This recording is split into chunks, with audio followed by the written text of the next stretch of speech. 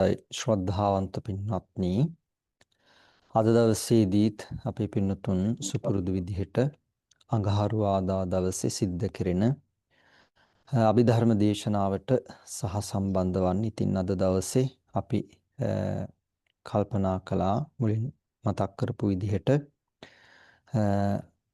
අපි කිහිප විටක් කතා කරපු සම්ප්‍රයෝග ණය සහ සංග්‍රහ ණය පිළිබඳව කාල වේලාවේ හැටියට කරුණු ටිකක් සාකච්ඡා කරන්නට. ඉතින් අපි අද white board එකක් ආධාරයෙන් මේ පිනතුන්ට මේ කරුණු කියලා දෙන්නටයි සූදානම් වන්නේ. හොඳයි. එතකොට අපි අද පිනතුන්ට කියලා දෙන්නට බලාපොරොත්තු වෙනවා චෛතසික සංප්‍රයෝගය පිළිබඳව. ඒ කිව්වේ ඒ චෛතසිකයක් සමග යෙදෙන සිත් ප්‍රමාණය දැක්වීම තමයි සංප්‍රයෝගණයේදී අපි කරන්නේ. එතකොට අපි මූලික වශයෙන් චිත්ත චෛතසික පිළිබඳව නැවත වතාවක් විමසලා බලමු ඒවා කොහොමද බෙදෙන්නේ කියලා. එතකොට අපි මුලින්ම අපි මතක් කරා පිනතුන්ට කිහිප විටක්ම මේ අපි මුලින් ඉගෙන ගන්න සිත් ඒ වගේම චෛතසික ධර්ම හොඳට මතක තබා ගන්නට ඕනේ, පාඩම් කර ගන්නට ඕනේ. මේ ටික අපිට හොඳට පැහැදිලි කර ගන්නට. ඉතින් අපි ටිකක් විමසලා බලමු. ඒතර චෛතසික ධර්ම අපි ඉගෙනගෙන තියෙනවා ඔක්කොම 52ක්. ඒ වගේම සිත් අපි ඉගෙනගෙන තියෙනවා 89ක්. ඒතර මේවා කොහොමද ප්‍රභේදගත වෙන්නේ කියලා අපි ටිකක් විමසලා බලමු. කොට චෛතසික ධර්ම අපි ඉගෙන ගත්ත මුලින්ම කොටස් තුනකට බෙදෙනවා. ඒ තමයි අන්‍ය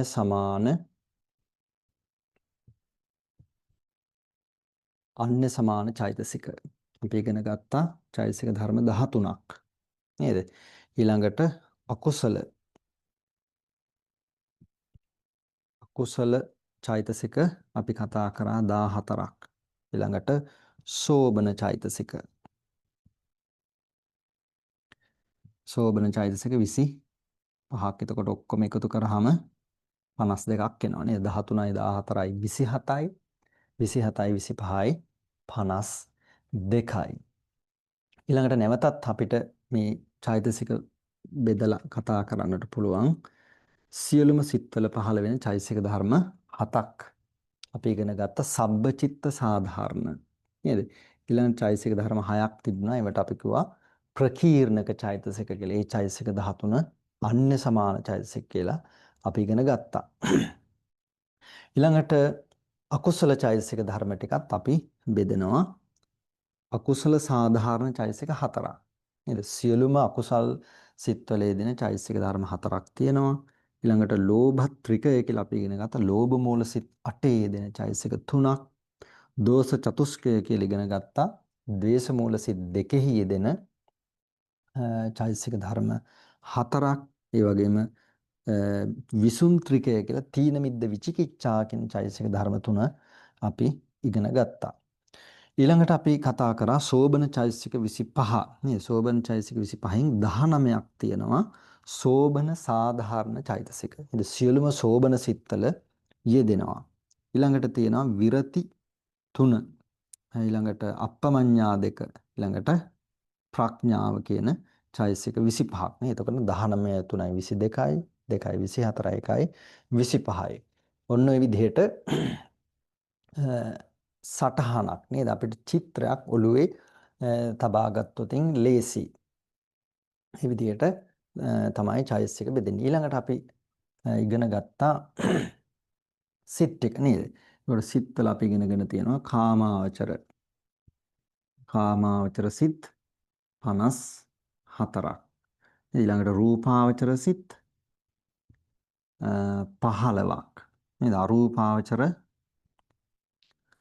සිත් 12යි. ඊළඟට ලෝකෝත්තර සිත් කෙටි ක්‍රමයෙන් 8ක් අපි ඉගෙන ගත්තා නේ. එතකොට 54යි 15යි 69යි 69 12යි 81යි 8යි 9යි. ඊළඟට ආයේ අපි මේවා බෙදනවා කොහොමද? අකුසල් 12යි. අහේතුක සිත් 18යි. ඊළඟට කාම සෝබන 24යි. නේද?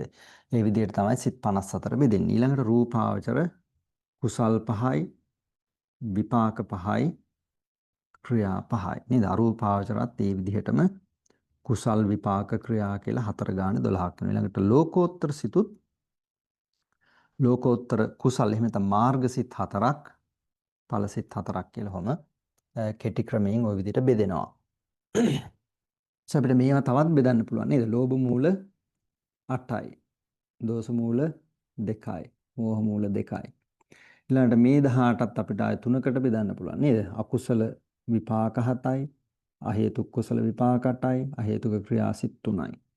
මේ තුනත් අපට කුසල ඊළඟට විපාක ක්‍රියා කියලා 8 ඒවා තුනකට බෙදෙනවා 24ක්.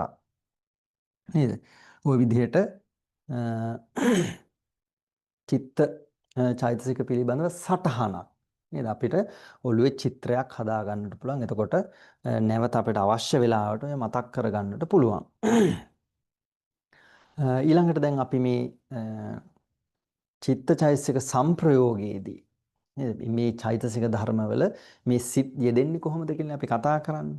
නේද? එතකොට මේ කියන මේ අන්‍ය සමාන 13 නේද? මේවා මේ සියලුම සිත්වල මේවත් එක්ක යෙදෙනවා සුදුසු පරිදි. මේ 7 හැම එකේම යෙදෙනවා. නේද? සබ්බචිත්ත සාධාරණ කියලා කිව්වේ ඒකනේ. ඊළඟට ඉතිරි මේ 6ත් සුදුසු පරිදි මේ කියන ගොඩවල් 4ෙම තියෙන ඒවත් එක්ක සුදුසු පරිදි ඒ සිත් චෛතසික ධර්ම යෙදෙනවා. එතකොට මෙතන තියෙන මේ අකුසල චෛතසික 14 නේද? අකුසල චෛතසික 14 යෙදෙන්නේ මෙන්න මෙතන අපි කතා කරන අකුසල සිත් 12ත් එක්ක විතරයි. නේද? ඒක නිසා ඒක ටිකක් අපිට ලේසි. මේ 12ත් එක්ක තමයි මේ කියන අකුසල චෛතසික 14 කතාව තියෙන්නේ. ඊළඟට අපි සෝබන චෛතසිකය අරගත්තොත් නේද? සෝබන චෛතසික ගත්තාම මේ සෝබන 19ක් තියෙනවනේ. නේද? අපි ඒවට කිව්ව සෝබන සාධාරණ. ඒතර සෝබන සාධාරණ 19 කියලා කියන්නේ සියලුම සෝබන සිත්වල යෙදෙනවා. නේද? එතකොට සෝබන සිත් අසෝබන ભેදය අපි කතා කරා නේද? මේ අකුසල් 12යි ඊළඟට මෙතන තියෙන මේ අහේතුක සිත් නේද 18යි කියන සිත් 30ට අපි පොදුවේ කිව්වා අසෝබන. නේද? ඒවට අසෝබන කියලා කියපු හේතුව තමයි මේ සෝබන ධර්ම ඒවක යෙදෙන්නේ නැහැ. නේද? ඊළඟ ඉතිරි ඒවා කාමසෝබන 24යි, ඊළඟ රූපාවචර 15යි, අරූපාවචර 12යි, ලෝකෝත්තර 8යි කියන මේ 59ෙම මේ කියන චෛතසික ධර්ම 19 යෙදෙනවා. එතකොට මේ 59ට අපි කියනවා සෝබන. නේද? මේ 30ට කියනවා අසෝබන. එතකොට අසෝබන කියලා කිව්වේ හුදෙක්ම දැන් මේ අකුසල සිත් 12 විතරයිනේ අකුසල චෛතසිකයේ දෙන්නේ. නේද? මේ 18 අකුසල චෛතසිකයේ දෙන්නේ නැහැ. නමුත් මේ 19 මේ සෝබන චෛතසික එකකුදු යෙදෙන්නේ නැති නිසා තමයි මේවට අසෝබන කියලා කිව්වේ. එතකොට ඉතිරි 59ටම අපි කියනවා සෝබන. නේද? එතකොට මේ 89න් මෙන්න මේ 19 මේ කියන සිත් 59ෙම යෙදෙනවා සෝබන චෛතසික ටික. එතකොට ඊළඟ මේවා නේද? මේවා සුදුසු පරිදි තමයි මේ වගේ දෙන්නේ. එතකොට ප්‍රඥාව නේද? ඒවත් ඥාන සම්ප්‍රයුක්ත සිත්වල යෙදෙනවා. එතකොට මේ විදිහට අපිට නේද දල අදහසක් අරගන්නට පුළුවන් මේ චිත්තචෛතසික සමග මේ කොහොමද සංප්‍රයෝගය වෙන්නේ කියලා. ඒ චෛතසික ධර්මත් එක්ක මේවයි දෙන්නේ කොහොමද කියලා. එතකොට මේ අන්‍ය සමාන කියන ඒවා මේ හැම ගොඩකටම යෙදෙන රූපාවචර, අරූපාවචර, ලෝකෝත්තර කියන හැම එකෙම යෙදෙනවා. සෝබන ධර්මත් මේ කියන ගොඩවල් 4ටම යෙදෙනවා. ඒ වෙනස් වෙන ඒවා සුදුසු පරිදි අපිට තෝරගන්න පුළුවන්. දැන් ඥාන විප්‍රයුක්ත සිත් කියලා තියෙනවා. ඒ වගේ ප්‍රඥාවේ දෙන්නේ නැහැ. ඊළඟට කරුණා මුද්දා අප්පමඤ්ඤා චෛතසික නොයෙදෙන ඒවා තියෙනවා. ඊළඟට මේ විරති නොයෙදෙන ඒවා තියෙනවා. ඒවා අපි බෙදලා අපිට කතා කරන්නට පුළුවන්. ඒතර මේ විදිහට දල චිත්‍රයක් නේද? අපිට සටහනක් ඔළුවේ හදා ගන්නට පුළුවන් මේ චෛතසික ධර්ම බෙදෙන්නේ කොහොමද? ඒ වගේම සිත් ටික බෙදෙන්නේ කොහොමද කියලා. එතකොට ඒ වගේ මේවා අපිට දැන් මෙහෙම හදාගත්තට පස්සේ මතක තියාගන්න වෙහෙසෙන්න අවශ්‍ය නැහැ. නේද? දැන් මේ සිත් වල ක්‍රමයක් තියෙනවනේ. මේ සිත්වල තියෙන ක්‍රමයට අනුව අපිට ඒ ටික මේ නුවණින් මතක් කරගන්න පුළුවන්. මේ පිළිවෙලට අපිට මතක තියාගත්තාම ලේසි. ඒකට මේ විදිහට අපි සටහනක් හදාගෙන මේවා නැවත නැවත නුවණින් කල්පනා කරලා විමසලා බලලා පාඩම් කරගන්නට හුරු කරගන්නට ඕනේ. ඊළඟට අපි ඉගෙන ගන්නවා මේ සංප්‍රයෝගය වෙන්නේ කොහොමද? එහෙම නැත්නම් සංප්‍රයෝග ණය ක්‍රම 16ක් ගැන අපි කතා කරනවා. අපි කලිනුත් කතා කරා ඒවා මම හිතන්නේ සති දෙකක විතරදී වගේ අපි කතා කරා. අපි මේ බෝඩ් එක භාවිත කරගෙන කරාම අපිට තව ටිකක් ඒක හුරු කරගන්නට පුළුවන්. එතකොට මුලින්ම අන්‍ය සමාන චෛතසික ධර්ම මුල් කරගෙන තමයි අපි කතා කරන්නේ. ඒ අතරින් සබ්බචිත්ත සාධාරණ චෛතසික 7 නේද? සබ්බචිත්ත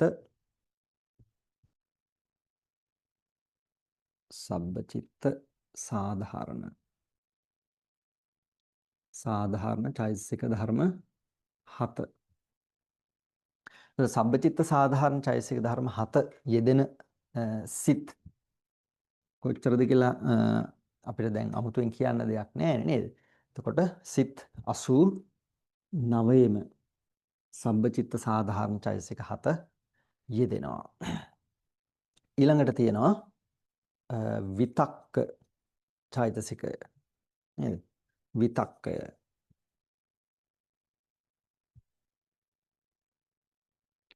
ඒතර විතක්ක චෛතසිකය යෙදෙනවා අපි කතා කරා සිත් 55ක. නේද? ඒක මතක තියාගන්නට ක්‍රමයක් අපි කතා කරා. දැන් කාමාවචර සිත් 54ක් නේ තියෙන්නේ. නේද? කාමාවචර සිත් 54න් අපි ද්විපංච විඥාන සිත් 10 අඩු කරනවා. එතකොට 44යි. මේ 44ට අපි එකතු කරනවා ප්‍රථම ධානය සිත් 11ක්. මේ විදිහට තමයි 55යි දෙන්නේ කොහොමද? කාමාවචර 44යි. ප්‍රථම ධානය සිත් 11යි. ඒ විදිහට විතක්ක යෙදෙන සිත් කොච්චරද තියෙන්නේ? 55ක් තියෙනවා නේද? එතකොට අපිට හදා ගන්න තියෙන්නේ කාමාවචර සිත් 54න් විපංච විඥාන 10 අඩු කරනවා. නේද? විපංච විඥාන 10 යෙදෙන්නේ සබ්බචිත්ත සාධාරණ චෛතසික 7 විතරයි. නේද? විපංච විඥාන 10 කවන් මේ පින්නතුන මතක ඇතිනේ නේද? අහේතුක විපාක සිත්වල තියෙන්නේ අකුසල විපාක පංච විඥාන සිත් 5යි. ඊළඟට අහේතුක කුසල විපාක පංච විඥාන සිත් 5යි. ඒ සිත් 10ට තමයි ද්විපංච විඥාන කියලා කිව්වේ. ඒ සිත් 10 දුර්වල සිත් කොටසක් නිසා ඒ වගේ දෙන්නේ මේ සබ්බචිත්ත සාධාරණ චෛතසික 7 විතරයි. එතකොට ඒ චෛතසික ඒ සිත් 10ම අපි අඩු කරනවා. එතකොට 44ක් ලැබෙනවා. ඊට පස්සේ ප්‍රථම ධානය සිත් 11. මේ ප්‍රථම ධානය සිත් 11 ලැබෙන්නේ අපි කතා කරා ප්‍රථම ධානය සිත් කුසල විපාක ක්‍රියා කළ සිත් 3ක් තියෙනවා. ඊළඟට ප්‍රථම ධාන ලෝකෝත්තර වශයෙන් ලැබෙන සිත් 8. නේද? අපි දීර්ඝ ක්‍රමයේ කතා කරනකොට ඉගෙන ගත්තා නේද? සිත් 40ක් වෙන්නේ කොහොමද කියලා. එතකොට ප්‍රථම ධානයෙන් ලෝකෝත්තර සිත් 8ක් ලැබෙනවා. නේද? මාර්ග සිත් 4යි ඵල සිත් 4යි. එතකොට එතන සිත් ඒ විදිහට තමයි ධාන සිත් 11ක් මෙතන අපි ගත්තේ. ඒ විදිහට විතක්ක යෙදෙන සිත් 55ක් තියෙනවා. ඊළඟට ਵਿਚාරය.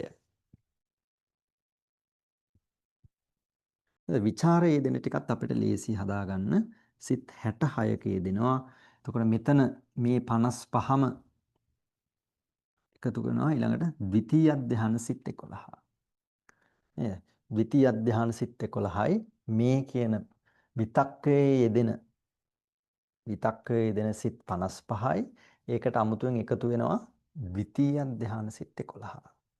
නේද? එතකොට 55 11යි 66යි.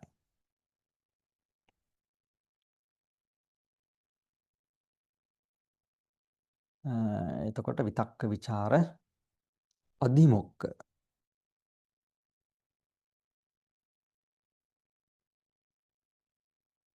අධිමොක්ක චෛතසිකයේ යෙදෙන සිත් 78ක් තියෙනවා. යෙදෙන්නේ නැත්තේ ද්විපංච විඥාන සිත් 11 යෙදෙන්නේ නැහැ. sorry ද්විපංච විඥාන සිත් 10යි ඊළඟට විචිකිච්ඡා සංප්‍රයුක්ත සිත. මෝහ මූල සිත් දෙකේ අපි කතා කරන්නේ විචිකිච්ඡා සංප්‍රයුක්ත මෝහ මූල සිතක්. ඒ විචිකිච්ඡාවට ප්‍රතිවිරුද්ධයි. එහෙම නැත්නම් අධිමොක්කයට ප්‍රතිවිරුද්ධ චෛතසිකයක් තමයි විචිකිච්ඡාව කියලා කියන්නේ. එතකොට මේකේ අරමුණ නිශ්චය කිරීම තමයි මේකෙන් කරන්නේ. විචිකිච්ඡාවෙන් කරන්නේ අරමුණේ සැකය ඇති කිරීම. එතකොට මේ දෙක ප්‍රතිවිරුද්ධ නිසා යෙදෙන්නේ නැහැ එකට. එතකොට 11ක යෙදෙන්නේ නැහැ. 78ක යෙදෙනවා. යෙදෙන්නේ නැති 11 තමයි විපංච විඥාන 10යි මෝහ මූල විචිකිච්ඡා සිතයි කියන සිත් 11 යෙදෙන්නේ නැහැ. ඉතිරි සිත් 78ෙම අධිමොක්ඛය යෙදෙනවා. මේක නොයෙදෙන කියලා ලියා ගන්න. අධිමොක්ඛ විතක්ක ਵਿਚාර අධිමොක්ඛ ඊළඟට විරිය විරිය චෛතසිකය. ඒතර විරිය චෛතසිකයත් සිත් 89න් 73ක තමයි යෙදෙන්නේ. යෙදෙන්නේ නැති 16ක් තියෙනවා. ඒ සිත් 16 තමයි අහේතුක සිත් 18න් මුලින් තියෙන සිත් 16. අහේතුක සිත් 18 මුල් සිත් 16 යෙදෙන්නේ නැහැ. ඒ 16 විතරයි යෙදෙන්නේ නැත්තේ. නේද? එතකොට අහේතුක සිත් 18න් වීරිය යෙදෙන අන්තිම සිත් දෙක මනෝද්වාරාවජන සිතයි හසිතුප්පාද සිතයි. ඒ දෙකේ මේ 18න් ඒ දෙකේ යෙදෙනවා. ඉතිරි 16 යෙදෙන්නේ නැහැ. නේද? එතකොට 89න් මේ 16 අඩු කරාම ඉතිරි 73යි. ඒ සියලුම 73ේම යෙදෙනවා. මේ 16 යෙදෙන්නේ නැහැ. මේක නොයෙදෙන කියලා ලියා ගන්න නැත්නම් සමස්ත ක්‍රියාසිත තුනේ අතුරු ඔව් මෙතන ඔව් නොයෙදෙන මෙයා Tamanට මේ මතක තියාගන්න පහසු විදිහට highlight කරගන්න පහසු විදිහට මේ ටික ලියාගෙන මෙතන මම ලිව්වේ මේ යෙදෙන ඒවා. එතකොට විතක්ක ਵਿਚාර අධිමොක්ඛ විරිය පීති ඊළඟ එක. පීති. පීතිය යෙදෙන 51ක් තමයි තියෙන්නේ. මේ 51 තමයි ලෝභ මූල වල සෝමනස්ස සහගත හතරක් තියෙනවා. ඊට පස්සේ අහේතුක වල සෝමනස්ස සහගත සම්තීරණය සහ හසිතුප්පාදය කියලා දෙකක් තියෙනවා. 6යි ඊළඟට කාමසෝබන වල නේද? කාමසෝබන වල කීයක්ද තියෙන්නේ? සෝමනස්ස සහගත සිත් 12ක් තියෙනවා නේද? හතර ගානේ. එතකොට 18යි ඊළඟට ධ්‍යාන සිත්. ප්‍රථම ධ්‍යාන 11යි, ද්විතීයි ධ්‍යාන 11යි, තෘතීයි ධ්‍යාන 11යි කියන සිත් 33ක් තියෙනවා. එතකොට ওই සිත් 51 තමයි ප්‍රීතිය යෙදෙන්නේ. එතකොට දීර්ඝ ක්‍රමයෙන් ගත්තාම ඉතිරි සිත් 70ක ප්‍රීතිය යෙදෙන්නේ නැහැ. ප්‍රීතිය ධ්‍යානාංගයක් නිසා දීර්ඝ ක්‍රමයෙන් තමයි ඒක ගන්න අපි.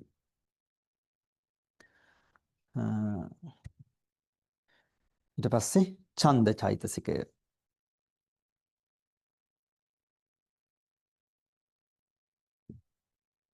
එතකොට ඡන්දය යෙදෙන සිත් තියෙනවා 69ක්. යෙදෙන්නේ නැති ඒවා තියෙන්නේ 20ක්. ඒ තමයි අහේතුක සිත් 18 යෙදෙන්නේ නැහැ. ඊළඟට යෙදෙන්නේ නැහැ මෝහ මූල සිත් දෙක. එතකොට ඔය 20 යෙදෙන්නේ නැහැ. ඉතිරි සිත් 69ෙම ඡන්ද චෛතසිකය යෙදෙනවා.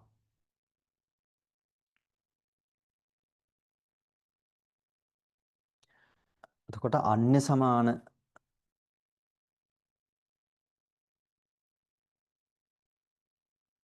අන්‍ය සමාන වල තමයි මේ ණය ක්‍රම තියෙන්නේ. එතකොට ණය ක්‍රම 7ක් තියෙනවා අන්‍ය සමාන චෛතසික ධර්ම වල.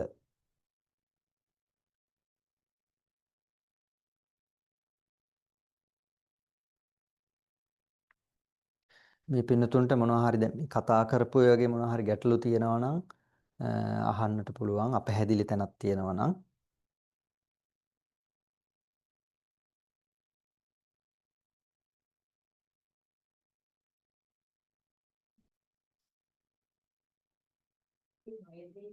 ඔව් මේ 18 අඩු කරලා තමයි 69ක් ගත්තේ. 20. අහේතුක 18යි මෝහ මූල සිත් 2යි. ඔව්. එතකොට ඉතිරි ටික හදලා ලියා ගන්න පුළුවන්. යෙදෙන ටික මොනවද කියලා නේ පිළිවෙලට ලියා ගන්න පුළුවන්.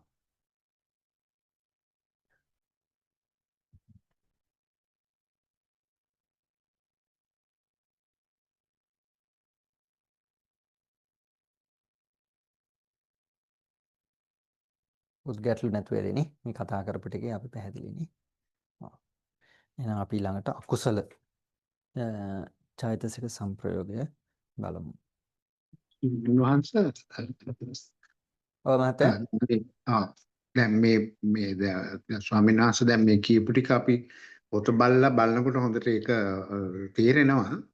එතකොට අර එක පාරට මේවා කියනකොට ටිකක් අර මේ ටිකක් වචන හුඟක් ආගන්තුකයිනේ ඒක හන්ද ටිකක් අර එක පාරට මේ හිත යොදා ගන්න අපහසුතාවයක් තියෙනවා. නැත්තම් ස්වාමීන් වහන්සේ කියලා දෙන ඒවා පස්සේ ටික හිමින් බලනකොට ඒක අවබෝධය තියෙනවා.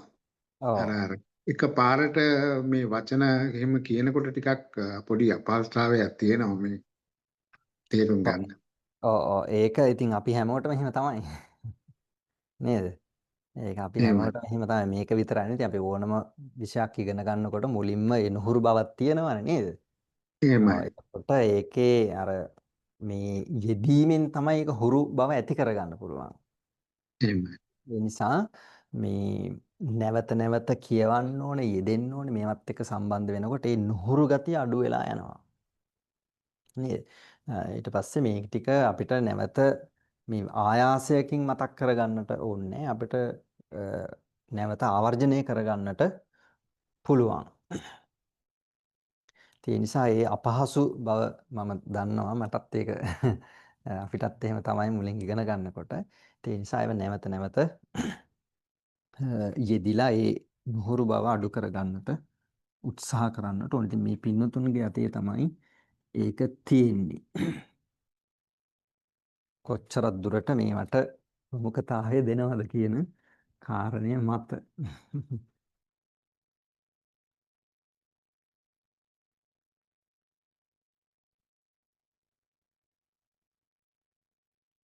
හරි ඊළඟට අපිට තියෙන්නේ අකුසල චෛතසික.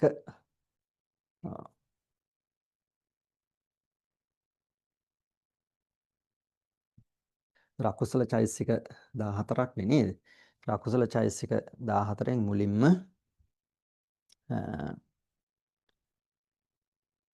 අපි කතා කරා මෝහ චතුෂ්කය. නේද? මෝහ චතුෂ්කය කියන චෛතසික ධර්ම මෝහ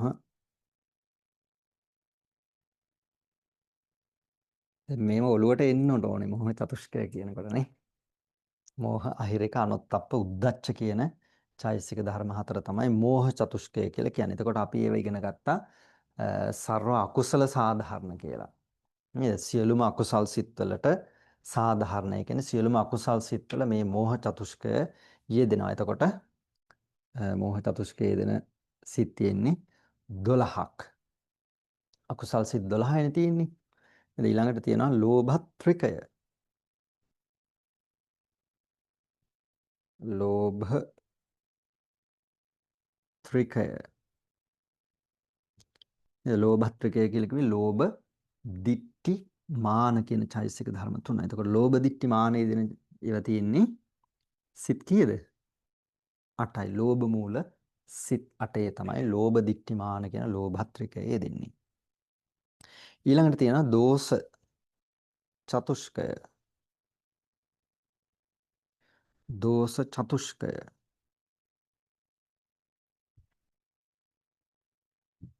දෝෂ චතුෂ්කයේ යෙදෙන සිත් කීයක් තියෙන්නේ? ලේසිනේ. 2යි. නේ දෝෂ මූල සිත් 2නේ තියෙන්නේ. දෝෂ චතුෂ්කය. ඊළඟට විසුන්ත්‍රිකය කියන ඒවා අපි ආය කොටස් දෙකකට බෙදනවා. තීන මිද්ද චෛතසික 2 තීන මිද්ද ඊළඟට තියෙනවා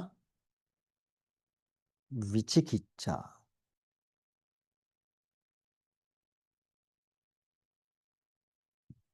විචිකිච්ඡා. ඒතර තීන මිද්දේ දෙනවා පහක් තියෙනවා. විචිකිච්ඡාවේ දෙන එක. ඒතර තීන මිද්දේ දෙන පහ තමයි සසංකාරික සිත් නේද? අකුසල් සිත් 12 තියෙනවා සසංකාරික සිත් පහක්. ඒ තමයි ලෝභ මූලවල තියෙනවානේ හතරක්. නේද? ලෝභ මූල හතරයි ඊළඟ දෝෂ මූල. නේද? ඒතර ඔය සිත් පහ තමයි තීන මිද්ද. යෙදෙන්නේ.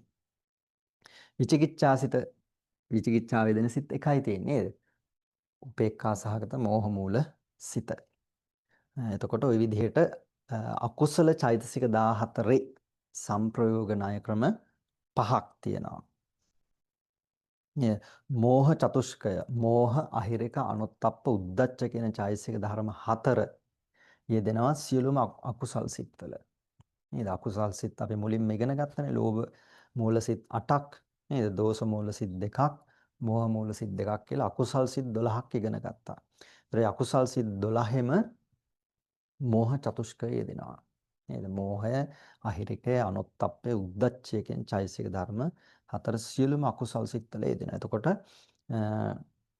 මේ අකුසල චෛතසික ධර්ම ටිකයි අකුසල් සිත් ටිකයි යම් කෙනෙක් හොඳට ඉගෙන ගන්නවා කියලා කියන්නේ අකුසල් ගැන නේද? සබ්බපාපස් අකරණං කියලා කිව්වේ. ඒ අකුසල් දහම් ගැන යම් කිසි විදිහක වැටහීමක් ඇති කර ගන්නට පුළුවන්. මේ අකුසල් සිත් කියලා කියන්නේ මොනවද? ඒ අකුසල් සිත් පහළ වෙනකොට මොන ධර්මද පහළ වෙන්නේ කියලා. එතකොට අපිට දැන් මේ සිතක් පහළ වෙනකොට මේ වෙලාවේ මේ අසවල් සිත පහළ වුණා කියලා එකපාරට කියන්න බැරි වෙයි. නමුත් අපිට සමහරවිට කේන්ති ගියාම එහෙම නේද අපිට කියන්න පුළුවන් මේ වෙලාවේ මේ ලෝභ මූල සිත් දෙකෙන් යම් සිතක් තමයි අපේ චිත්තසංතානවල වැඩ කරන්නේ. ලෝභයත් එහෙම තමයි. මේවත් ඒ විදිහට අපිට සලක ගන්න පුළුවන්. එතකොට මේ වෙලාවේ මෙන්න මේ චෛතසික තමයි අපේ නේද චිත්තසංතානේ පහළ වෙන්නේ කියලා අපිට ඒවා විදර්ශනා ආදියට නංවන්නට පහසු වෙනවා. එතකොට ওই විදිහට අකුසල චෛතසික 14 ඒ සිත්වල යෙදෙන ක්‍රම පහක් තියෙනවා. එතකොට අන්‍ය සමාන ඒවා අපි හතක් නේද කතා කරේ. අන්‍ය සමාන චෛතසික 13 ණය ක්‍රම හතක් අපි කතා කරා. ඊළඟට අකුසල වල ණය ක්‍රම පහක්. ඒතර අකුසල සංප්‍රයෝගය අපිට අමාරු නෑ. නේද? අමාරු නෑ. මොකද මේ සිත් 12නේ තියෙන්නේ. අකුසල් චෛතසික ධර්ම මේ සිත් 12ක් එක්ක තමයි දෙන්නේ. ඒ නිසා ඒක ලොකු අපහසුයක් නෑ අපට පාඩම් කරගන්න.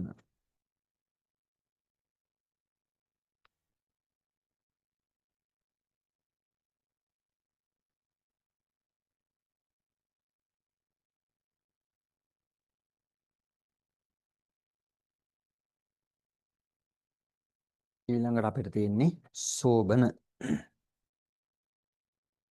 අකුසල ටික අපි මෙතන ලියා ගමු.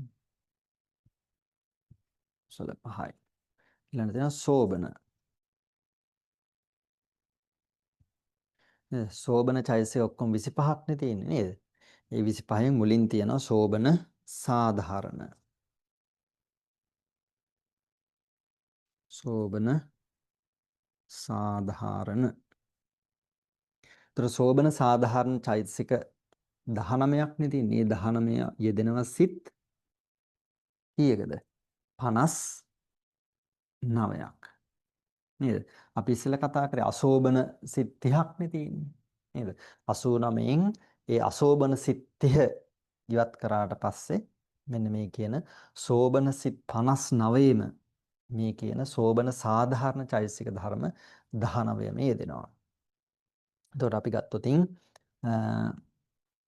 කාම සෝබන 24යි, රූපාවචර 15යි, අරූපාවචර 12යි, ලෝකෝත්තර 8යි. 24යි, 39යි, 51යි, 59යි.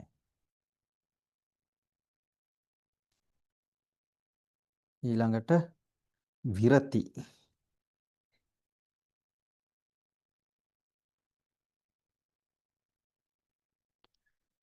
විරති චෛතසික නේද? 3ක් නේ තියෙන්නේ. නේද? විරති චෛතසිකයේ දෙන සිත් 16ක් තමයි තියෙන්නේ. ඒ තමයි මහා කුසල් කියලා කියපු කාමාවචර එහෙනම් කාම සෝබන වල තියෙන කුසල් සිත් 8යි. ඊළඟට ලෝකෝත්තර සිත් 8යි. කියන 16. එතකොට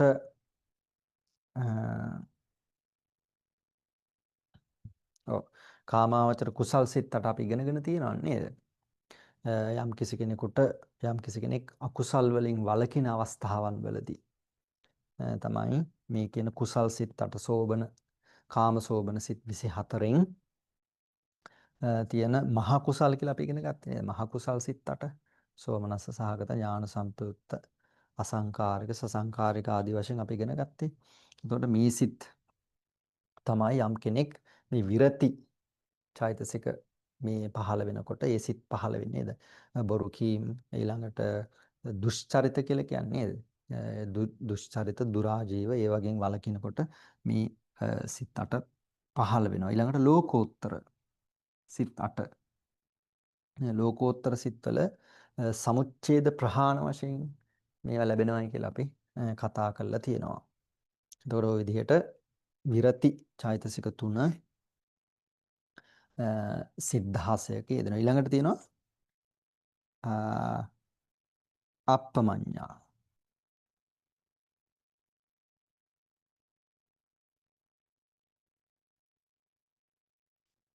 අප්පමඤ්ඤා.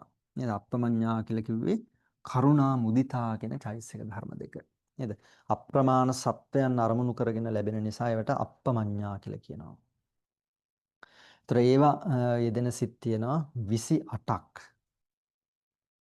28ක්. ඒ තමයි මහ කුසල් 8යි. මහ කුසල් 8 කිව්වේ කාමසෝබන වල තියෙන කුසල් සිත් 8. 8යි. ඊළඟට ක්‍රියාසිත කාමසෝබන වල තියෙනෝනි ක්‍රියාසිත 8ක් නේද?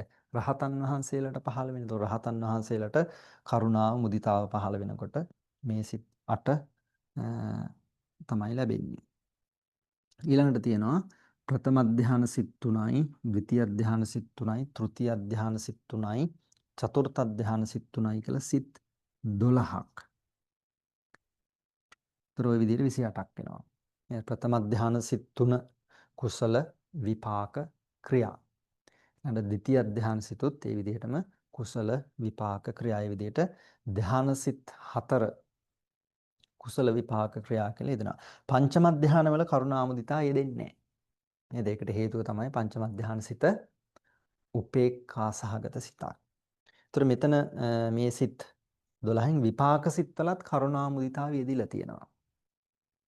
නේද? මේ කරුණාමුදිතාව යෙදෙන්නට හේතුව තමයි මේ කරුණාමුදිතා මුල් කරගෙන ධ්‍යාන උපදවන්න පුළුවන්. නේද? ධ්‍යාන උපදවන්නට පුළුවන්. එතකොට මේ ධ්‍යාන සිත් වලින් විපාක වශයෙන් ඒවා පහළ වෙනකොට කරුණාමුදිතා විපාක සිත්වලත් ලැබෙනවා. ඒ නිසා තමයි ප්‍රථම, ဒုတိ ය, චතුර්ථ කියන සිත් 3 බැගින් 12ක් අපි අරගත්තේ. ඒතර අප්පමඤ්ඤා චෛතසික ධර්ම දෙක සිත් 28ක යෙදෙනවා. එතකොට මේකෙන් අපි කියන්නේ මේවා නිතරම යෙදෙනවයි කියලා නේ. ඒ කියන්නේ මේවා මේ යෙදෙන්න පුළුවන් මේ සිත්වල. නේද? මේ විරති හැම අරගත්තාම නේද? සිත් පහළ වෙන හැම අවස්ථාවකදීම මේ විශේෂයෙන් මේ 8 කාමාවචර කුසල් 8 නේද? ඒව හැමතිස්සෙම මේ විරති පහළ වෙන්නේ නැහැ. ඒ වගේම වලකින අවස්ථාවල විතරයි. නේද? දන් දෙන වෙලාවල් වලට අනිත් කුසල් දහම් කරන වෙලාවට මේවා පහළ වෙන්නේ නැහැ. මේ අකුසල් වලින් වලකින අවස්ථාවල විතරයි විරති පහළ වෙන්නේ. මේවත් එහෙම තමයි. අප්පමඤ්ඤා කරුණා මුදිතාව ඒ සිත් පහළ ඒවා ඇති වෙන වෙලාවල් වලට තමයි මේවා පහළ වෙන්නේ. නමුත් මේ සෝබන සාධාරණ එහෙම නෙමෙයි. ඒව සියලුම අවස්ථාවන් වලදී පහළ වෙනවා. ඊළඟට අවසාන වශයෙන් තියෙන්නේ මොකක්ද චෛතසිකය?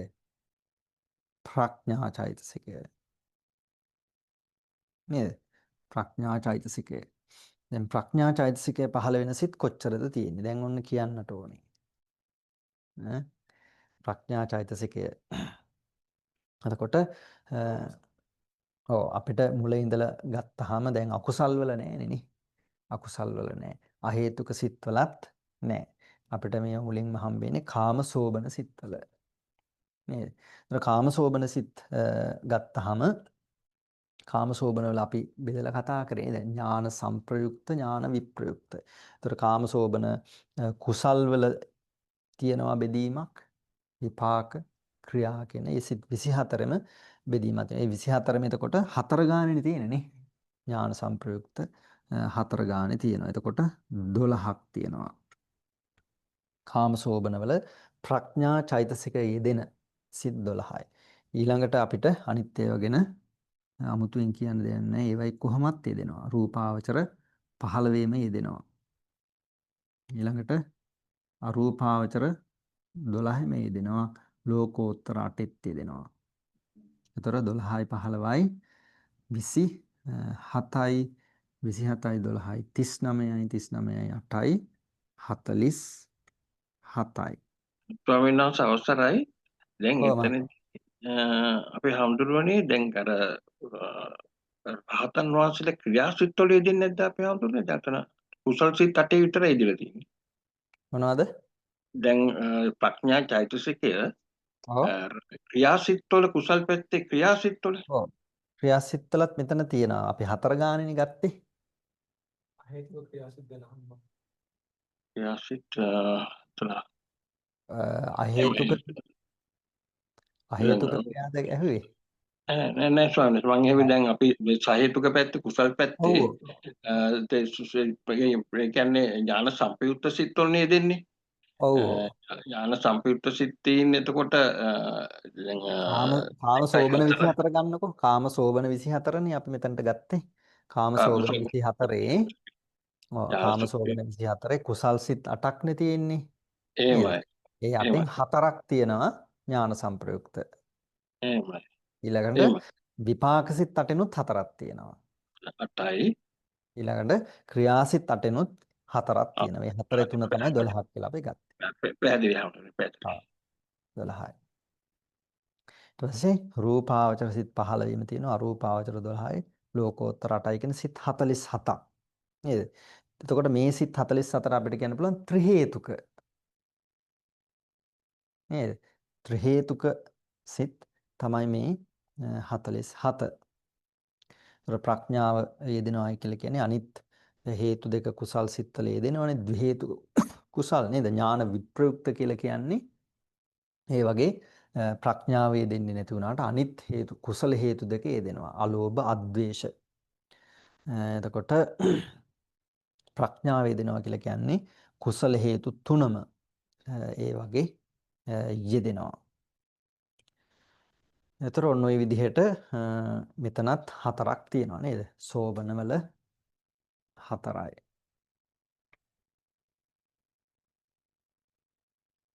සෝබන හතරයි. එතකොට 7යි 5යි 12යි 12යි 4යි 16යි. එතකොට චෛතසික සංප්‍රයෝගය නේද? ක්‍රම 16ක් තියෙනවා.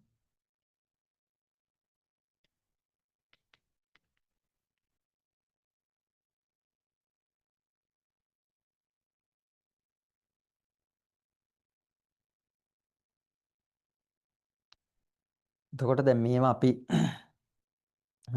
මේ සංප්‍රයෝගනයි හොයනකොට අපිට පිළිවෙලට නේද සිත් ටික අර පිළිවෙලට ඔළුවේ මතක තියෙනකොට අපිට මුලින් ඉඳලා බලාගෙන එන්නට පුළුවන් නේද? දැන් අපි එක ධර්මයක් අරගත්තාම ඒක අකුසල් සිත් වල යෙදෙනවද? අහේතුක සිත් වල යෙදෙනවද?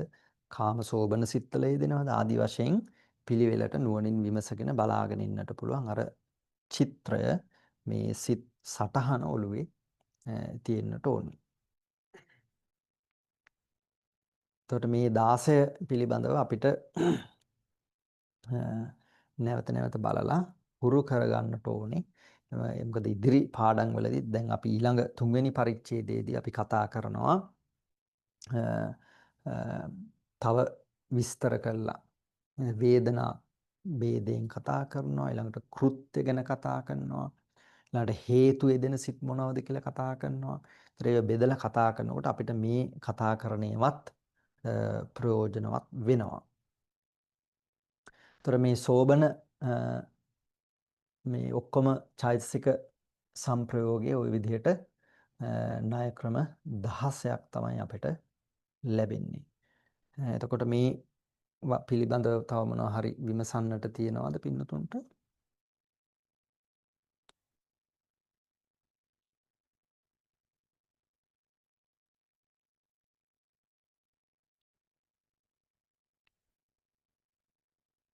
සාදු ස්වාමීන් වහන්සේ දැන් තමයි ටික ටික තේරීගෙන එන්නේ. බොහොම අමාරුවෙන් පොඩ. ඒක තමයි අර මෙහෙම ලිව්වහම ටිකක් අර නිකන් කියනකොට වඩා යම්කිසි අදහසක් ගන්න ලේසියිනේ නේද? එහෙමයි ලිව්වහම හුඟක් පැහැදිලි ස්වාමීන් වහන්සේ. ආ. ස්වාමීන් වහන්සේ පොඩි ප්‍රශ්නයක් අහන්න හිතුණා. ඔව්. ඔව්. අත මේ ත්‍රි හේතුක හිත කියලා එතන පොඩ්ඩක් ස්වාමීන් වහන්සේ කිව්වා. එතකොට ඔව්. ඒවද අර දැන් අර ප්‍රතිසන්දියකදී ත්‍රි හේතුක සිත් කියලා අපි ඉගෙන ගත්තේ ඒවද ඒ? ඔව් ඒ සිත් ගොඩේ ඇතුළත් වෙනවා. මේ මෙතන තියෙන අපි කතා කරපු ත්‍රි හේතුක සිත් 47ක් කියලා අපි කිව්වේ නේද? එහෙම. ඔව්. ඔව්. එතකොට ඒ සිත් 47 අපි කතා කරා මේ ප්‍රතිසන්දි දෙනකොටනේ ওই ත්‍රි හේතුක ප්‍රතිසන්දි කතාව අපි කතා කරේ නේද? එතකොට රූපාවචර අරූපාවචර වල කොහොමත් ත්‍රි හේතුක ප්‍රතිසන්දි ලැබෙන්නේ. ඒතර කාම භූමියේ තමයි දැන් මේ සිත් අපි කතා කරේ කාමසෝබන සිත් 24ක් නේද? මේ කාමසෝබන 24 තියෙනවා විපාක සිත් 8ක්. නේද? ඒ විපාක සිත් 8 තමයි මේ කියන ප්‍රඥාව යෙදෙන සිත් 4ක් තියෙනවා. ඥාන සංප්‍රයුක්ත කියලා අපි කතා කරේ. ඥාන සංප්‍රයුක්ත සිත් 4යි ඥාන විප්‍රයුක්ත සිත් 4යි. ඒතර ඥාන සංප්‍රයුක්ත සිත් 4 ත්‍රි හේතුක සිත්. ඒ මොකද ඒ වගේ ප්‍රඥාව යෙදෙනවා. එතකොට යම් කෙනෙක් ප්‍රතිසන්දි ගන්නකොට ඔය කියන සිත් ඥාන සංප්‍රයුක්ත සිතකින් ප්‍රතිසන්දි ලැබුවා නම් ඒකට අපි කියන්නේ ත්‍රි හේතුක ප්‍රතිසන්දි. ඒ ත්‍රි හේතුක කියලා කිව්වේ හේතු තුන කුසල හේතු තුනම යෙදෙනවා. අලෝභ, අද්වේෂ, අමෝහ කියන කුසල හේතු තුනම යෙදෙනවා. ඊළඟට ඥාන විප්‍රයුක්ත සිත්වල ඥානය නැහෙනි. නේද? ඒවට අපි කියන්නේ ද්වි හේතුක. ඊළඟට අහේතුක සිත්වලදී හේතු එකක්වත් යෙදෙන්නේ නැහැ නේද? අහේතුක සිත්වලත් ප්‍රතිසන්දි දෙන සිතක් තියෙනවා කියලා අපි කතා කරලා තියෙනවානේ. එතකොට ස්වාමීන් වහන්සේ මේ ත්‍රි හේතුක හිත්වලට රූපාවචර සිත් ටිකත් ඔව් ඒ වගේන ඒවා කොහොමත් යෙදෙනවා. ඒ මේ මහත්ගත සිත් නේද? රූපාවචර, අරූපාවචර, ලෝකෝත්තර ඒ සියලුම සිත්වල මේ හේතු තුනම යෙදෙනවා. බලවත් සිත් නේවා. එහෙම. හොඳයි ස්වාමීන් වහන්සේ. ආ. ස්වාමීන් වහන්සේ දැන් මේ විපාක කියනලා දැන් අපි විපාක සිත් කියලා කතා කරනවානේ.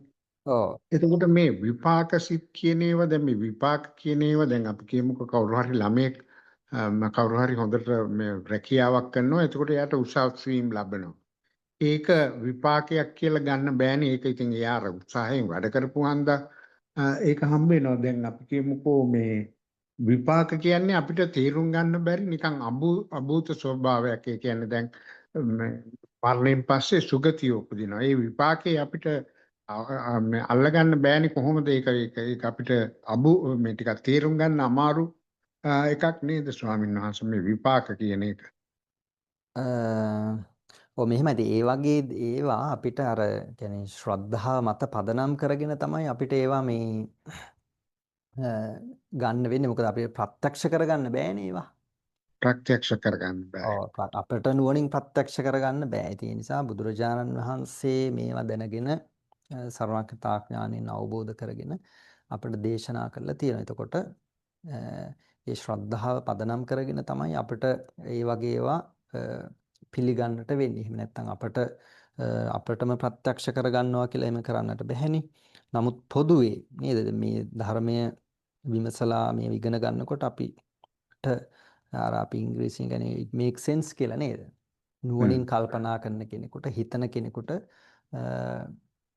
අර වෙන මේක මැව්වා කියලා වගේ දෙයක් පිළිගන්නවට වඩා ප්‍රඥා ගෝචර බවක් මේ වගේ තියෙනවා ධර්මයේ.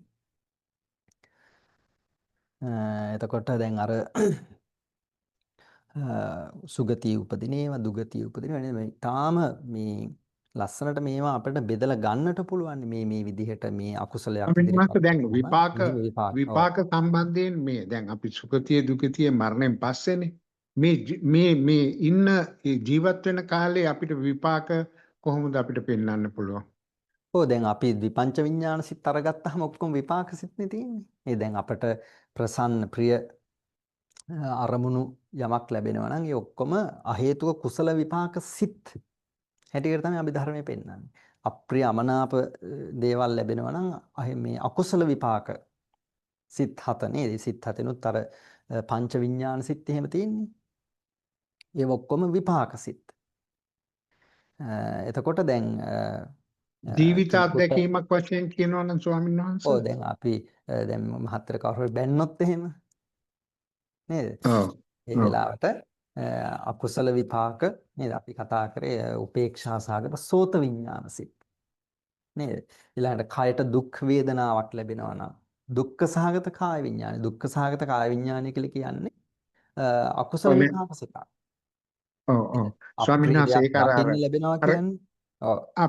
විපාකයේ අත්විඳිනවා මිසක් ඒක අර කරපු ක්‍රියාවට සම්බන්ධ වෙන්න එහෙම අපිට ඒක හිතා ගන්න අමාරුයි නේ ස්වාමීන් වහන්සේ. නෑ ඉතින් දැන් අපිට නුවණින් ඒක කල්පනා කරලා තේරුම් ගන්න පුළුවන්. ඒ කියන්නේ දැන් මෙහිමයි ඉතින් ඔතනදී අපි තේරුම් ගන්නට ඕන දෙයක් තමයි දැන් ඕක කතා කරනකොට කෙනෙකුට හිතෙන්නට පුළුවන්. එතකොට මේ සියලුම අපි විඳින සැප දුක් ඔක්කොම පූර්ව කර්මයෙන්මද තීරණය වෙන්නේ කියලා. එතකොට ඒකෙදි අපිට මේක මේ හොඳට ධර්මය විමසලා බලලා තේරුම් ගන්නට ඕනේ. මොකද දැන් අපි අරිසල් මහත්තයා කිව්වේ දැන් උත්සාහවත් වෙලා උනන්දුවෙන් වීරයෙන් දියුණු වෙලා යම් කිසි කෙනෙක් සැප විඳිනවා නම් ඒකට ප්‍රධානම හේතුව තමයි ඒ පුද්ගලයාගේ වීරය, උත්සාහය, ඊළඟට චේතනාව, ඊළඟට ප්‍රඥාව කියන මේ ජීවිතයේදී උත්සාහයෙන් ඒ ගොඩනගාගත්තු දේවල් ඒකට පූර්ව කර්මයේ යම්කිසි උපකාරයක් තියෙන්නට පුළුවන්. මේ ධර්මානුකූල බෑ. මොකද නැත්තම් උත්සාහවත් වෙන හැමෝටම එක විදිහට දියුණු වෙන්න බැහැනේ. නමුත් එතකොට අර විදිහට වැඩ කරලා ඒ තමන් යම්කිසි දියුණු තත්වයකටපත් වුණා නම් ඒ ඔක්කොම පූර්ව කර්මයෙන්ම නෙමෙයි. ඒ තමන් මෙතන වෙහෙස මහන්සිලා දියුණු වෙලා ඒ පරිසරය හදාගත්ත නිසා නේවට ලැබෙන්නේ. එතකොට අපි ගන්න තියෙන්නේ කර්ම විපාක දෙන ක්‍රම දෙකක් තියෙනවා. එකක් තමයි මේ සුදුසු පරිසරය ලැබුණාම විපාක දෙන කර්ම. නේද? දැන් අපි යුද්ධ තියෙන පැත්තකට ගියොත් එහෙම අපේ කර්මය නිසා යුද්ධ තියෙනව නෙවෙයිනේ. ඒතර අපි මේ පරිසරයට ගියාම අපට යම්කිසි දුක් එහෙම නැත්නම් අප්‍රිය අත්දැකීම් ලැබෙනවා නම් ඒවා අපේ කලින් කරපු අකුසල් වලට විපාක දෙන්න ඕන පරිසරයක් සකස් වෙලා තියෙනවා. මේ සකස් වෙච්ච පරිසරයට ගියාම විපාක ලැබෙනවා. ඊළඟට ඔය බලවත් කර්ම වලට පුළුවන් පරිසරය සකස් කරලා විපාක දෙන්න. ඒවට පුළුවන්. දැන් අර මුගලන් මහරහතන් වහන්සේගේ කතාව එහෙම තියෙන්නේ. එහෙමයි. ඔව් ඒ වගේ බලවත් අකුසල කර්ම වලට පුළුවන් පරිසරයත් සකස් කරලම විපාක දෙන්න. එහෙම නැත්තම් වෙන්නේ ඒ තැනකට ගියහම ඒ සුදුසු වටපිටාවකට ගියහම විපාක දෙනවා නේ. දැන් අපට දැන් එහෙම ගත්තේ නැත්තම් අපිට අර ෆ්‍රී විල් කියන එක නැති වෙනවනේ. හිතලා විමසලා තීන්දුව අරගෙන වැඩ කරන්න බැරි වෙනවනේ. එහෙම එකක් නෑ. අපේ ශාසනයේ හැටියට අපිට සිතලා විමසලා තීන්දුව අරගෙන වැඩ කරන්නට පුළුවන්. එතකොට මේ සකස් කරගන්න පරිසරය තුලින් අපට పూర్ව ඒ කරපු කුසල නම් ඒ විපාක ලබා ගන්නට පරිසරය හදා ගන්න පුළුවන්. ඉතින් ඊළඟට ඒ නොමනා විදිහට කටයුතු කරොත් බොහෝ අකුසල් විපාක වලට ඉදිරිපත් වෙන්නට තමයි පරිසරය ලැබෙන්නේ. ඒ නිසානේ කියන්නේ අසත්පුරුෂය ආශ්‍රය කරන්න එපා. නේද? ඊළඟට අවේලා වීදි සංචාරය කරන්න එපා. ආදි වශයෙන් ගොඩාක් සූත්‍රවල තියෙන්නේ. එහෙමයි. ඔය ඒ වගේන් අර ඒ අකුසල විපාක ලැබෙන්නට පරිසරය සකස් වෙන්නට පුළුවන්. ඉතින් නුවණින් කටයුතු කළා නුවණින් කල්පනා කළා උත්සාහයෙන් වීරයෙන් වැඩ කරන කෙනෙකුට ඒ තමන් හදාගන්න පරිසරය අනුව ලැබෙන විපාක ඒ කලින් කරපු කුසල වලට විපාක ලැබෙන්නට අවශ්‍ය පරිසරයක් හදා ගැනීමක්. එහෙම නැතිව මේ කර්මයෙන් ඔක්කොම කෙරෙනවා කියලා එකක් එහෙම නැහැ. ස්වාමීන් වහන්සේ දැන් අපි අකුසල් 12ක් ඉගෙන ගත්තානේ. ඒ අකුසල් 12 විපාක අර අහේතුක උපේක්ෂා සහගත අහේතුක අකුසල විපාක 7 ඇතුළතමද හරියටම හරි. අකුසල විපාක සිත් 7ක්නේ අපි කතා කරේ. එහෙමයි. නේද? උපේක්ඛා එහෙමයි. සහගත චක්කු විඤ්ඤාණය, සෝත විඤ්ඤාණය, ඊළඟට ගහන විඤ්ඤාණය, જીවහා විඤ්ඤාණය, ඊළඟට දුක්ඛ සහගත කාය විඤ්ඤාණය. මෙතන තියෙනවා. එහෙමයි. නේද? ඊළඟට උපේක්ඛා සහගත සම්පටිච්ඡන, ඊළඟට උපේක්ඛා සහගත සම්තීරණ. නේද? එහෙමනේ අපි 7 කතා කරේ. ඒතර මේ 7 එහෙමයි. එක සිතක් තියෙනවා ප්‍රතිසන්දි විපාක ලබා දෙන්නේ නේද? එහෙමයි. සතර අපායේ.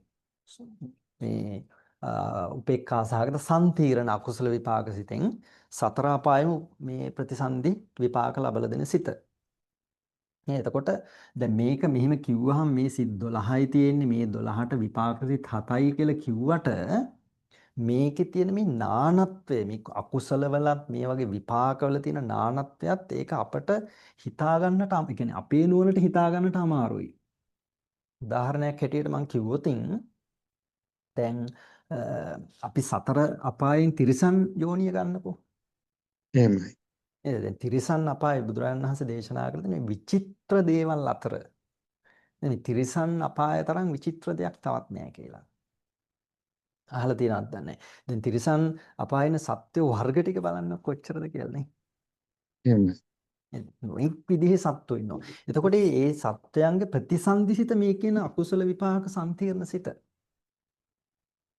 ඒගොල්ලෝ ප්‍රතිසන්දි ලැබනකොට මේ සියලුම සතර අපායම සත්වයන්ගේ ප්‍රතිසන්දිසිත මේ සිත.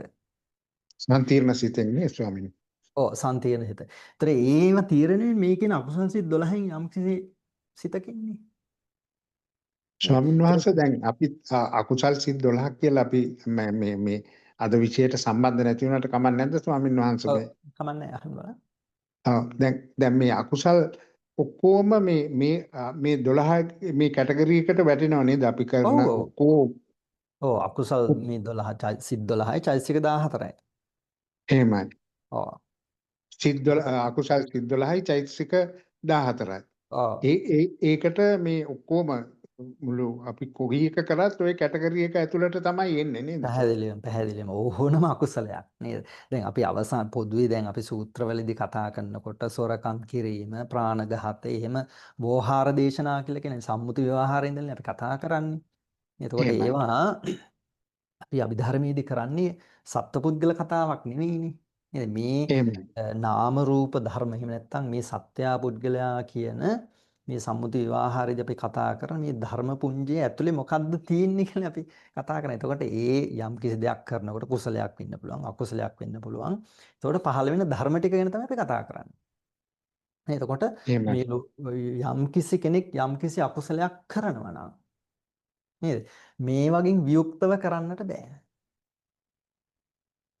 මේ අකුසල් සිත් 12යි චෛතසික 14යි නැතිව ඒව නොයදිලා අකුසල් කරනවා කියලා එකක් නැහැ. යම් කෙනෙක් අකුසලයක් කරනවා නම් ওই ධර්ම ටික තමයි ලැබෙන්නේ. ලෝභ මූල සිත්, ඒවයි සුදුසු විදිහට චෛතසික ධර්මයේ දෙනවා. ද්වේෂ මූල සිත්, මෝහ මූල සිත්. නේද? ඒතර මම අර කියන්නේ හැදුවේ වගේ විවිධත්වය. එතකොට විපාක ලැබෙනකොට අච්චර විවිධත්වයක් ඇති වෙලා තියෙන්නේ. නේද? මේ විපාකයට අදාළ කරන කර්මය. ඒතර කර්මය කියලා කිව්වේ මේ සිත් එක්ක යෙදෙන චෛතසිකවල දෙන චේතනාවනේ. එහෙමයි. චේතනාහම් භික්කවේ කම්මං වදාමි කියලා මේ ප්‍රසිද්ධ තියෙන්නේ නේද? එතකොට මේ චේතනාව කර්මය කියලා. එතකොට මේ කර්මය එකිනෙකට වෙනස්. එතකොට මේ අනිත්‍යයිසික ධර්මත් දැන් මෝහය වගේ ගත්තාමනේ එහෙමයි. කෙනෙක් කෙනාට එක එක මට්ටම් වල දැන් ධර්මයෙන් ගොඩාක් දුරට ඈත් නම් මෝහය බලවත්. නේද? ඒතර ඒ වගේ ඒක අපිට නුවණින් කල්පනා කරලා බලන ඕන තේරුම් ගන්න. එහෙම නැත්නම් දැන් මෙතන සිත් 12 තියෙනවා විපාක සිත් 7 තියෙනවා. නේද? අර ගොඩාක් මේ පුලුල් බවක් තේරෙන්නේ නැහැ නේද? අර නුවණින් කල්පනා කරලා බලනකොට අපිට තේරුම් ගන්න පුළුවන් මේක කොච්චර මේ අර සංකීර්ණ බවකුත් තියෙනවා නේද? ඊළඟට විචිත්‍ර භාවයක් තියෙනවා. එතකොට ඒ දැන් ඒ විපාක වෙනස් වෙලා තියෙන්නේ ඒ කර්මවල වෙනස්කම නිසානේ. දැන් සතර ආපාය දැන් අපි සුනකයෝ වගේ අරගත්තොත් කොච්චර වෙනස්ද නේ? කේක විදිහේ වෙනස්කම් තියෙනවා. සමහර තාම ලස්සනයි නේ, සමහර සත්තු බොහොම කැතයි. එතකොට මේ හැම එකකටම මේ කර්මය සිද්ධ කරන වෙලාවේ නේද දැන් අකුසල ඒ සතර අපාය ඉපදිලා තියෙන්නෙම ඒ සතර අපාය උපදින්නට සුදුසු අකුසලයක් කිරීම නිසානේ. නැත්තම් උපදින්නේ නැහැ. එතකොට ඒවා කරනකොට මේ සිත් පහළ වෙනවා සහ ඒ වගේ විවිධත්වයක් තිබිලා තියෙනවා. ඒ නිසා පැහැදිලි ස්වාමීන් වහන්සේ. ඒ සිත්වල පැහැදිලි. විවිධත්වය, චේතනාවල එහෙමයි. විවිධත්වය නිසා කර්මනානත්වයක් ඇති වෙලා තියෙනවා. ඒ කර්මනානත්වය නිසා සත්‍යයන්ගේ ගති උත්පත්තිය ලැබනකොට ඒ ගතිවල එක යෝනිවල තියෙන විවිධත්වය ඇති වෙලා තියෙනවා. ඒ විවිධත්වයට ඒ කර්මය නිසා ඒවට වැටුනහම ඒ යෝනිවල තියෙන ස්වභාවය අනුව ඒ ගති ලක්ෂණේ සත්‍යයන්ට ලැබිලා තියෙනවා. ඊට තව ප්‍රශ්නයක් දැන් අහේතුක කුසල කුසල විපාක කියලා කියනවා. එතකොට දැන් කාමාවචර කුසල විපාක කියලා කියනවා. එතකොට කාමාවචර කුසල විපාක 8ක් තියෙනවා. ඔව් 8ක්. ඔව් එතකොට අහේතුක කුසල විපාක 8ක් තියෙනවා. 8ක් තියෙනවා. ආ. එතකොට දෙකම කුසල්නේ ස්වාමින් වහන්සේ. එතකොට ඒක කොහොමද අපි තේරුම් ගන්න ඕනේ ඔය දෙකම? ඒක තමයි අපි එතන අහේතුක කියලා විශේෂණ පදයක් තියෙනව නේද? එහෙමයි. ඔය එතකොට අපි කලින් කතා කරා ඇයි අපි මේවට අහේතුක කිව්වේ? අර ලෝභ ද්වේෂ මෝහ අලෝභ දේශ අමෝහන්දනේ අහේතුක කියලා පැහැදිලිව කිව්වේ. මේවා යෙදෙන්නේ නැති නිසා. නේද? ඔව් දැන් ඒ අහේතුක සිත් 18ට ඒ අහේතුක කියන නම යෙදුනේම මෙන්න මේ හේතු ඒ අහේතුක සිත් 18 ඒ කියන්නේ මේ අහේතුවකින් හටගත්තා කියන අර්ථයෙන් නෙවෙයි. ඒව විපාක සිත්නේ. ඒතර කර්ම හේතුව තියෙන පහළ වෙන්න. නමුත් දැන් මේ ධර්මයේ අපි කතා කරනකොට හේතු කියලා අපි කොටස් 6ක් කතා කරනවානේ. එහෙමයි. අකුසල හේතු 3යි කුසල හේතු 3යි. ඒතර ඒ හේතු 6 සංප්‍රයුක්ත වශයෙන් නේද? සංප්‍රයුක්ත කියලා කියන්නේ එකට යෙදින් එකට පහළ වීමට සංප්‍රයුක්ත කියලා කියන්නේ. එහෙමයි. එකට ඒවා මේ හේතු මේ සිද්ධාටේ යෙදෙන්නේ නැහැ මහත්මයා. එහෙමයි. ඒ නිසා තමයි ඒවට අහේතුක කියලා කිව්වේ. ඔව් ස්වාමින් වහන්සේ එතකොට ඒකට පොඩි උදාහරණයක් දෙන්න පුළුවන් ස්වාමින් වහන්සේ දැන්. ඔව්.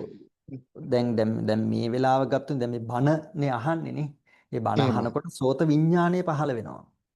එහෙමයි. ඒ සෝත විඥානය මේ කුසල විපාක සිතක්. කුසල විපාක සිතක්. නේද? කුසල විපාක සිතක්. ඒතර මේ කුසල විපාක මේ කුසලයකට විපාකයක් හැටියට ලැබුණ සිතක් වුණාට ඒ සිතේ නේද අපි කතා කරේ අහේතුක කුසල විපාක උපේක්ඛා සහගත සෝත විඥාන සිතනේ නේ පහළ වෙන්නේ. එතකොට ඒ සිතෙහි ඥානය යෙදෙන්නේ ඥානය හෝ මේ හේතු වලින් එකක්වත් යෙදෙන්නේ නැහැ. එහෙමයි. ඔව් දැන් එහෙමයි පැහැදිලි ස්වාමීන් වහන්සේ. දැන් අපිට මේ බණ අහන්න දැන් ඔබ වහන්සේ වගේ ධර්මයේ හොඳ අවබෝධයක් තියෙන ස්වාමීන් වහන්සේ නමකකින් අපිට බණ අහන්න අපිට මේව තේරුම් ගන්න හම් වෙන්නේ අපේ අහේතුක කුසල විපාකයකින් මේ සෝත විඥානයක් සෝත විඥානයක් සකස් වුනේ ඒකෙන්.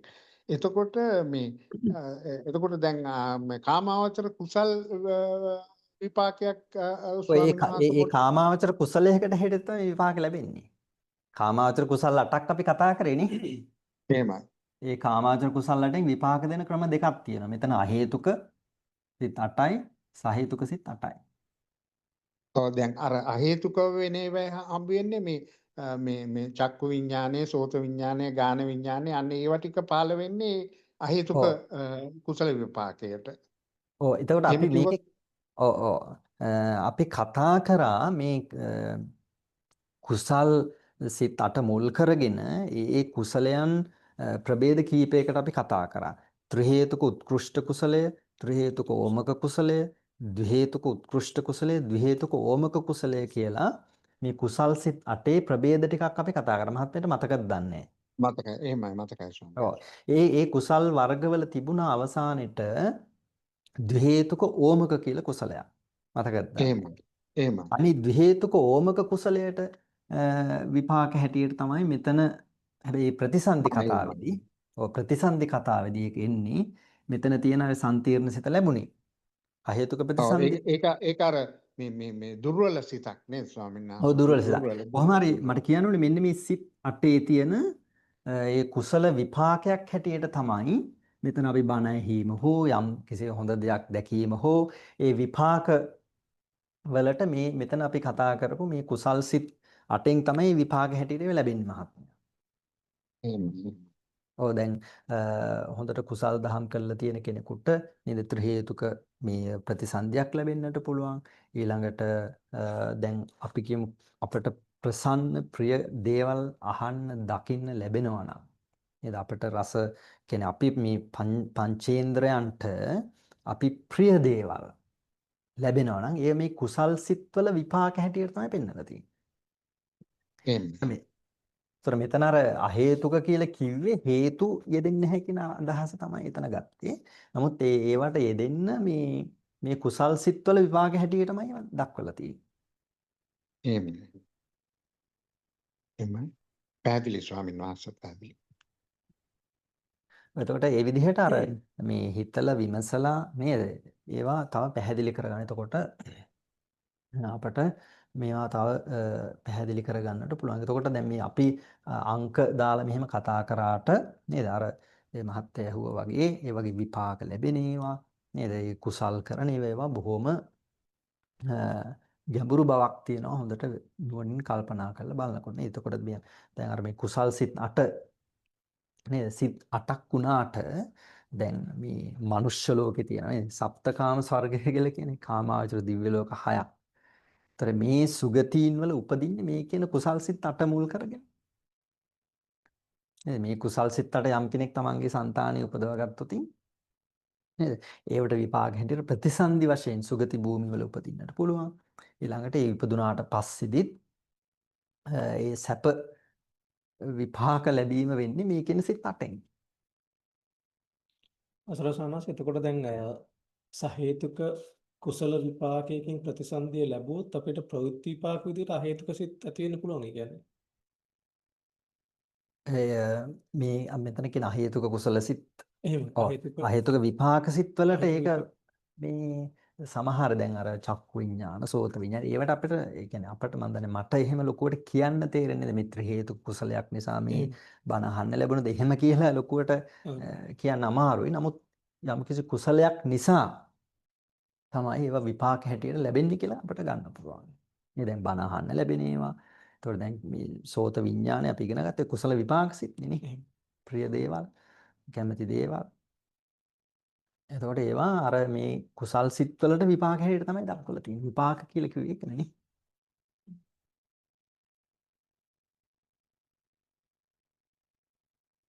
ස්වාමීන් වහන්සේ මේවා ඉතින් අර අති ගැඹීර ධර්මයක් අහන්දා අපිට ටිකක් සෑහෙන්න වෙහෙසක් ගන්න වෙනවා මේක මහන්සියක් ගන්න ඕනේ මේක අවබෝධ කරගන්න. අර එකපාරට නිකන් මේ චිත්‍රපටයක් බැලුවහම වගේ තේරුම් ගන්න බෑ. මේකට මුගක් හිත මෙහෙසන්න වෙනවා කියන එක පැහැදිලි ස්වාමීන් වහන්සේ. ඔබ වහන්සේට පින් මේ අපිට මේවා තේරුම් කරලා දෙන එකට.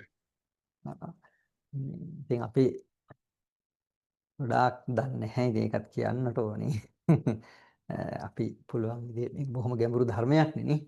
ඉතින් අපිට පුළුවන් ප්‍රමාණයට තමයි අපි පින්නතුන්ට කියලා දෙන්නට උත්සාහවත් වෙන්නේ. ඉතින් අර කවුද අපේ වටගොඩ මග්ග විහාරී ගෞරවනීය ස්වාමින් වහන්සේ ඊළඟට දෙනියා උපසම ස්වාමින් වහන්සේ ඒ වගේ ස්වාමින් වහන්සේලා මේ බොහොම තව ගැඹුරින් උන්වහන්සේලාගේ දේශනවල කියලා දෙනවා. ඉතින් YouTube එකේ එහෙම තියෙනවා. අවශ්‍ය පින්නතුන්ට ඒ බලලා තවත් ඒ ධර්මඥාන දියුණු කරගන්නට පුළුවන්.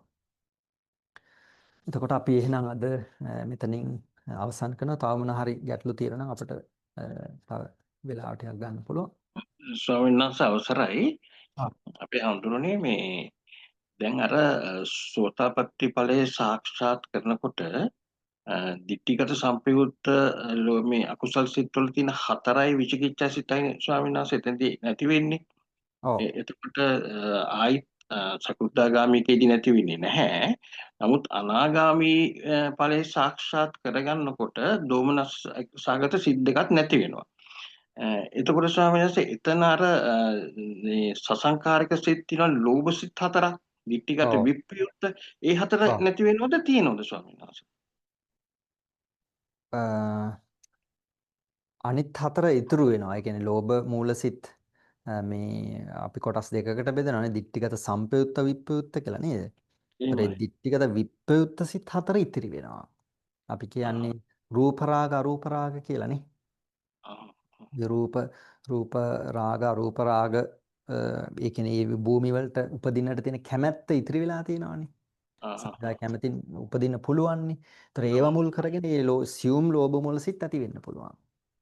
මානයක් තියෙන නිසා වෙන්නේ මානෙ චෛතසිකත් ඔව් තියෙනවා ඔව් නේ ස්වාමීන් වහන්සේ. ඒවා ඉතින් මෙහෙමයි. දැන් සෝවාන් වෙනකොට අපි සිත් පහක් කියලා කතා කරාට අනිත් අකුසල් සිත්වල මහා බරපතල විදිහට ඒ වගේ අර අපායগামী හැකියාව සම්පූර්ණයෙන් අඩු වෙනවා. ආ, සෝවාන් ආර්ය ශ්‍රාවකයාගේ අපි මේ සිත් පහක් නැවත නූපදින විදිහට ප්‍රහාරණය වෙනවා කියලා කියනවා වගේම අනිත් අකුසල් වලත් මේ ඒ අපායগামী හැකියාවෙන් ඒවා පහළ වෙන්නේ නැහැ ඊළඟට. ආනේ. ඔව් ඒවත් දුර්වල වෙනවා. දුර්වල වෙනවා. ඔව්. ඒක නේ ස්වාමීන් වහන්සේ ඒකනේ සතර අපාගත වෙන්නේ නැහැ කියන්නේ නේ ස්වාමීන් ගත වෙන්නේ නැහැ කියන්නේ ඒකනේ. ඔව්. වහන්සේ. ඊළඟට ඒ ඥානයක් විශේෂ ඥානයක් නේ දර්ශන සම්පත්තිය කියලා කියන්නේ. සෝවාන් ආර්ය ශ්‍රාවකයට ලැබෙනවනේ. එතකොට එතනින් එහාට ඒ අකුසල් සිද්ධ වුණත් ඒවා බරපතල විදිහට සිද්ධ වෙන්නේ නැහැ නේද? පන්සිල් එහෙම කඩන්නේ නැහැ කියලා එහෙම අපි අහලා තියෙන්නේ. බොහොම පිං ස්වාමීන් වහන්සේ තෙපන් සරණයි.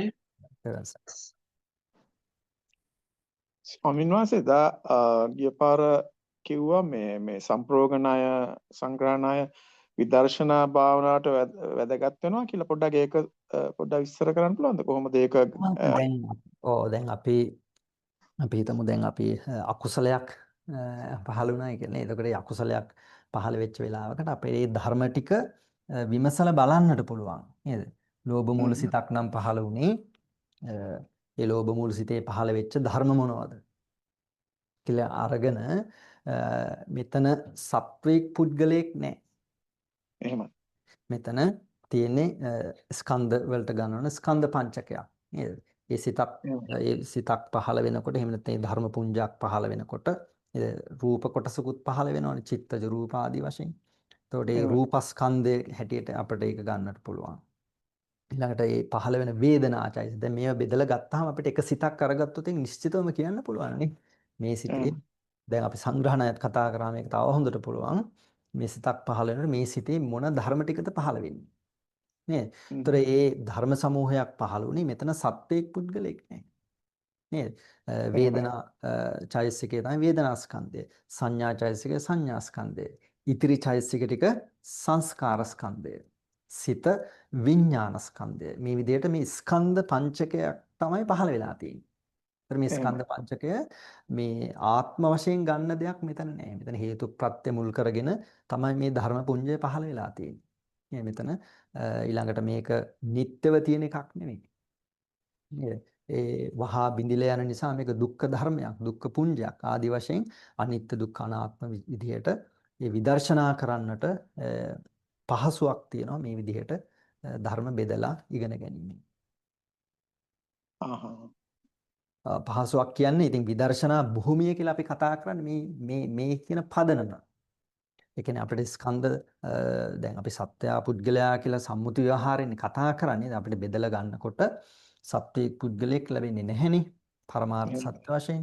එතකොට මේ ධර්ම රාශියක් තමයි ලැබෙන්නේ. එතකොට මේ ධර්ම අපිට ස්කන්ධ වශයෙන් බලන ස්කන්ධ වලට බහාරලා බලන්නට පුළුවන්.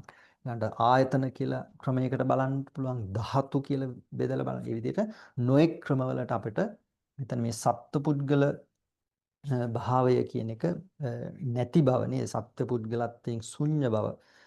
ඊළඟට ඒ අනිත්‍ය දුක්ඛ අනාත්ම කියන ධර්ම වලට අනුව විදර්ශනා කළා බලන්නට පුළුවන්. ඉතින් ඒක තමයි විදර්ශනාව කියලා කියන්නේ ඇත්තටම.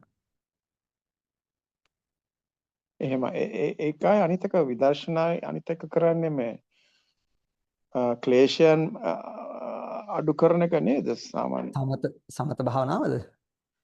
නෑ විදර්ශනා භාවනාවෙන් කරන්නේ මේ ක්ලේශයන් දුරු කරන එක නේද?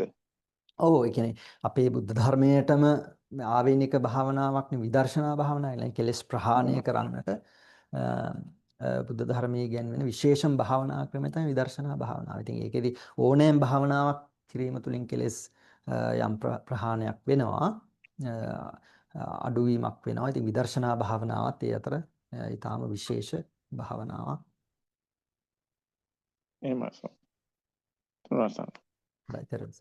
ස්වාමීන් වහන්සේ දැන් අපි කියමුකෝ මොකක් හරි ස්වාමීන් වහන්සේ කිව්වේ දැන් ප්‍රායෝගික තත්වයක් ගැන අපි කල්පනා කරනකොට දැන් අපි කියමුකෝ මොකක් හරි මට මේ කොහේ හරි යනකොට මේ කාගේ හරි වත්තක තියෙන පළතුරු මොකක් හරි කඩා ගන්න මට සිතක් පහළ වුණොත් ඉතින් දැන් මම ඒක කල්පනා කරනවා මේක අර මේ සෝමනස්ස සහගත දිට්ඨිගත සම්ප්‍රයුක්ත කියලා ඒ කියන්නේ මේක කඩාගත්තට කමන්නේ කියලා හිතච්ච හන්ද දිට්ඨිගත සම්ප්‍රයුක්ත කවගේවත් බල කිරීමක් නැති හන්ද මගේ අසංකාරිකයි. එතකොට මේකට චෛතසික ආවේ අර අන්‍ය සමාන 13ම ආවා කියලා මම දැන් බලනවා සබ්බසිච්ච සාධාරණ 7යි ප්‍රකීර්ණ 6 සම්බන්ධ වුණ. එතකොට අර මොහ චතුස්කේම සම්බන්ධ වුණ. එතකොට මේ ලෝභය දිට්ඨිය සම්බන්ධ වුණා. එතකොට මානය සම්බන්ධ වුණේ නැහැ. අර දිට්ඨිය තියෙන හන්ද කියලා දැන් මම ওই ටික එක්කාසු කරලා බලනවා මේ මෙන්න මේවා තමයි මෙහෙම වුණේ කියලා. එතකොට මේවා මේ සිත් සහ චෛතසික තමයි මේ පහළ වෙලා තියෙන්නේ. මම ඒක මම කියලා ගන්න එක සුදුසු නෑ කියලා මම එහෙම විදර්ශනා කරන ගමන් ආයිත් ඒක තවදුරටත් කල්පනා කරන්නේ මේ මට එතකොට පහළ නොවිච්ච ඒවා අර සෝබන චෛතසික 25ම මට සම්බන්ධ වෙලා නැහැ. එතකොට මානයත් සම්බන්ධ වෙලා නැහැ. අර ද්වේෂ මේවා ටිකක් සම්බන්ධ වෙලා නැහැ. අන්න එහෙම අපි ප්‍රායෝගිකව බලන එක ඒක මට හිතෙනවා අර මේවා අර එකෙන් එක ගණන් හදලා කියනවට වැඩිය අර ප්‍රායෝගිකව විඳිනකොට ඒක ටිකක් අර මතකේ කියනවා. ඔබතුමා කියපු එක හරියටම හරි. ඒ විදිහට තමයි අපි ඒක බලන්නේ. ඊළඟට අපිට අර මං ඉස්සෙල්ලා කිව්වා වගේ ඒක ස්කන්ධ වලට දාන්න පුළුවන්. ස්කන්ධ පංචකයට. ආයතන 10. ඒ විදිහට අපිට දාලා බලන්න. ඔබතුමායි ගත්ත උදාහරණය හරියටම හරි. ඒ විදිහට අපිට නොඑක් දේවල් වෙන කුසල් කරනකොටත් එහෙමයි.